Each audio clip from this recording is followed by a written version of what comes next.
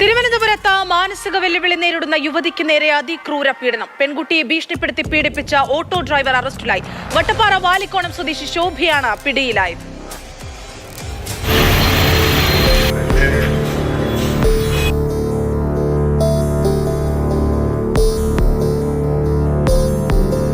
തിരുവനന്തപുരത്ത് മാനസിക വെല്ലുവിളി നേരിടുന്ന 20 വയസ്സുകാരിയെ ബന്ധുകൂടിയായ ഓട്ടോ ഡ്രൈവർ ഭീഷണിപ്പെടുത്തി ശാരീരികമായി പീഡിപ്പിക്കുകയായിരുന്നു.